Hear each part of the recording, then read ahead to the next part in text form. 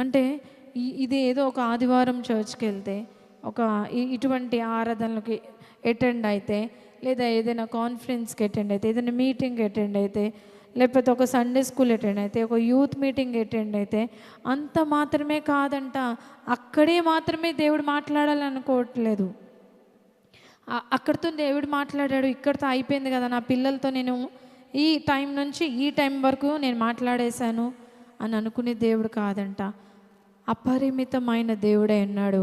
ఆయనకి పరిమితి లేదు. ఆయన ఎందుకంటే మనల్ని కుమారులను కుమార్తెలుగా ఆయన అనుకుంటున్నాడు. ప్రతి నిమిషం మనల్ని గైడ్ చేయాలనుకుంటా ఉన్నాడు. ప్రతి నిమిషం ఆయన మనతో మాట్లాడాలనుకుంటా ఉన్నాడు. ఇక్కడ మనం చదువుకున్న వాక్య లేఖన ప్రకారం మనం చూసుకున్నట్లయితే, మీరు వారి మధ్య నుండి బయలువెడలి ప్రత్యేకంగా ఉండుడి. ఎవరి ఏడల నుంచి మనం ప్రత్యేకపరచబడాలి? ఎవరిని దేని నుంచి మనం బయలువెడలి అంటే ఏంటండి? బయటకు మీరు రావాలి అని. దేని నుంచి దేవుడు బయటికి రావాలని ఆశపడతా ఉన్నాడు?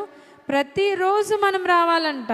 ఏదో చర్చ్కి వెళ్ళే టైంలో వాక్యం విన్నంత వరకు మాత్రమే కాదు, ప్రతిరోజు ఏ విశ్వాసి అయితే దేవుని నామము, యేసు నామమును ధరించుకున్న మనము ప్రతిరోజు ప్రతి ఒక్క పరిస్థితిలో కూడా మనము ఈ లోకానికి వేరుపరచబడిన వారమై, బయలువెడలే వారమై ఉండాలని దేవుడు ఆశపడుతున్నాడు. ఆమేన్, హల్లెలూయా.